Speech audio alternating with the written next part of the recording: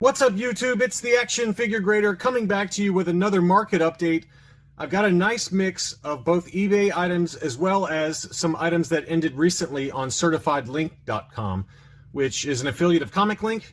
There were a number of nice items, so we're going to go through some of those, and I'll detail a little bit of interesting kind of stuff about CertifiedLink. Before I begin this video in earnest, I want to say a thank you to several people. First, I received one-time contributions to the channel from Scott T and Nick W. Thank you guys for providing some help for the channel, and it'll go towards paying for giveaways as well as the shipping for the giveaways, so I really appreciate that. And also, I need to say a massive thank you to Jules Burt, fellow YouTuber, and I've been on his channel a couple of times now. He just became a Patreon supporter, so thank you to all my Patreon supporters. But Jules just joined up, and I want to say thank you to him. I need to get him on my channel because I think you guys would love to hear his background. He has got a fascinating collecting history as well as career history that I want to go through with him in another collector spotlight live stream. So I will definitely make that happen in the next month or so, and I'm sure we'll be doing more collaborations on his channel as we kind of look at his different vintage Star Wars items and try to come up with some values for those. So without further ado, let's take a look at a few items here. Most of this stuff came from CertifiedLink. These auctions ended yesterday, but the CertifiedLink's a little bit strange. It's not like Hakes where you can easily watch items, or eBay where you can easily watch an item. I could not for the life of me figure out how to just watch an item. And the only way I could figure out how to do it was to actually bid on the items. So I bid on a number of them, nothing seriously. I almost bid on one fairly seriously that I'll show you here in a little while. But I'll be honest with you, I forgot about it. I was working really late, and I just totally forgot about it, and the auction ended. And it's probably for the best because I don't need to spend any money right now. But anyway, I couldn't figure out how to actually just watch items. But if you bid on something, it automatically went into your bid history. So I was able to do that for a number of items early on before the prices got crazy. And over here in the results category, they will, where my cursor is, they will have a full update of what all the sales prices were for this last batch that just sold and closed last night. That's not up yet. When that goes up, then I'll do another video kind of showing some of the other items. But I at least want to show you a few items that ended. This was a 20-back A Jawa AFA 85 unpunched, absolutely gorgeous. They provide plenty of awesome photos of this one. I bid on this one early. I didn't expect this one to stay low. I think my number was kind of $900. It blew way past that and sold for $1,203. And again, if you go back and watch my CertifiedLink video on the graded video game industry, where CertifiedLink and ComicLink kind of have their marketing niche is that their buyer's premium that you have to pay after you win something is a lot less than Hakes.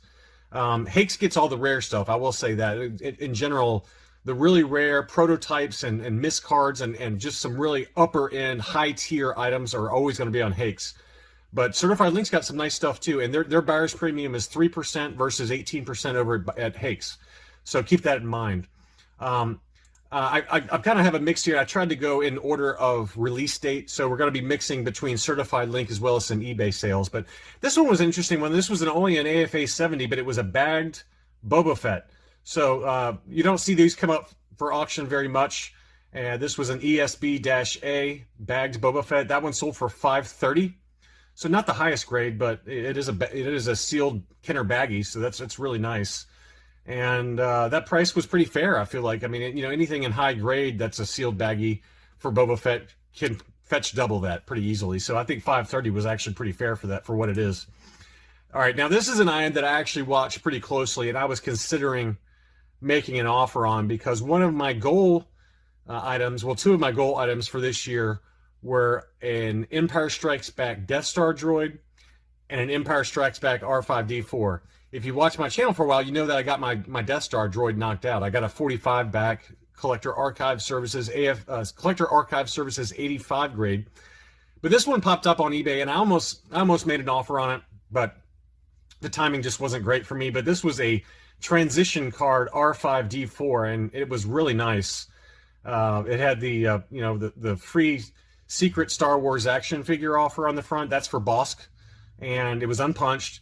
and it was difficult to tell what kind of grade it was. If I had to guess, it was probably a low grade 80 or maybe a high grade 75, but a really nice item. And I probably will be kicking myself for not getting this one, because you don't see the 21 back transition guards come up very often. But this one was listed at $5.99, best offer accepted. I think I received an offer for I want to say $5.50, but don't quote me on that.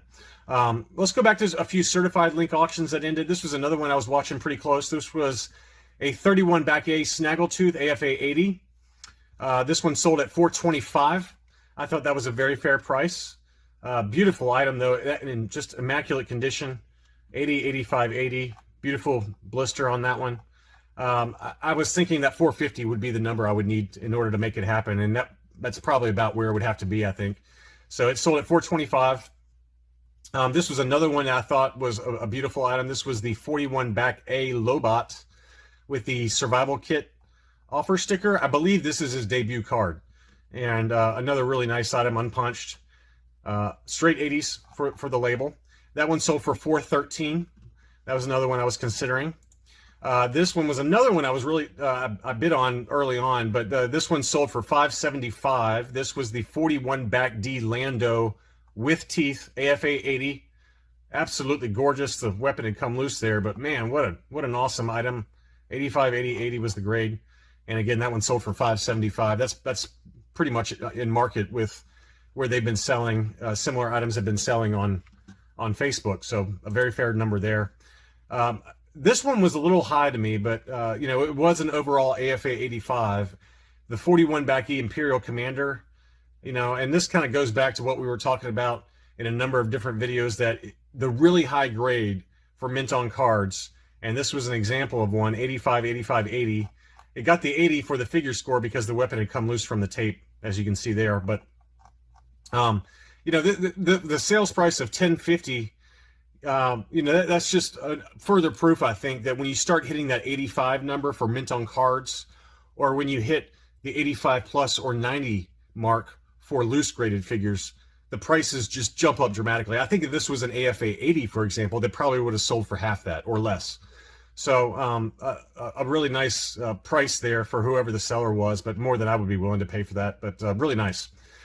This was a beautiful item. This one was at auction.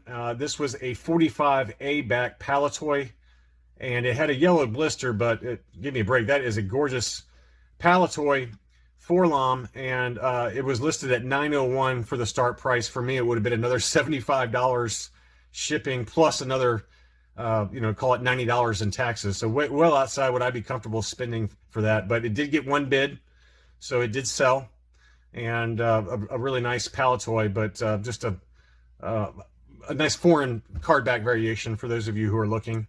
Back to this is the only one I was really serious about. I actually did put it in a pretty serious bid. I think my number was 600, but it sold for well above that, which I expected. It was a semi-serious bid. I knew it was going to sell for above 600, but this was the 47 back Power Droid.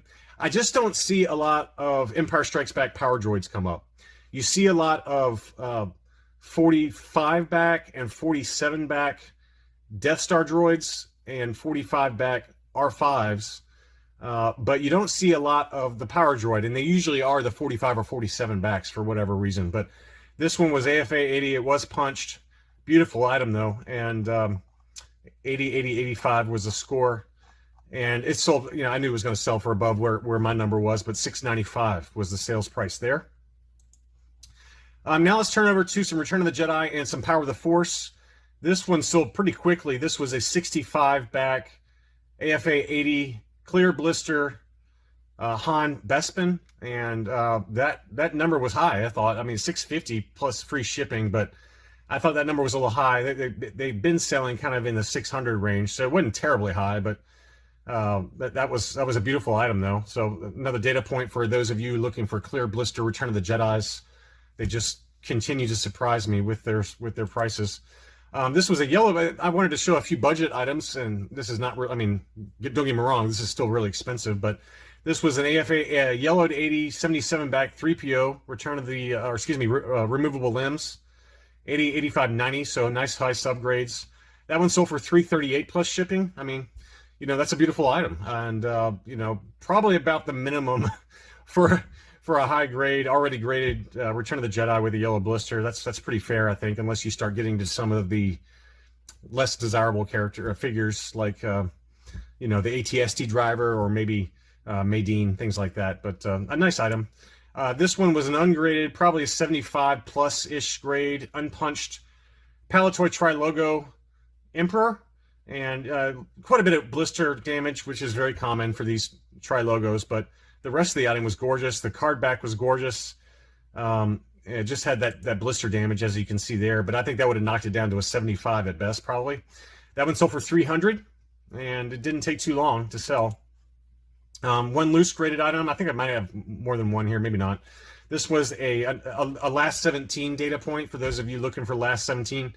By the way, again, if you're looking for some last 17 figures, make sure to check out Orange Droid Vintage Toys. He's got some awesome loose items for sale, very mint. I just picked up a Yoda, as you guys saw in my community tab, a brown snake Yoda that was absolutely dead mint, and I was really happy with that one. But this one was the Han Solo in Carbonite, last 17. That was an AFA 80, and that one sold for $430.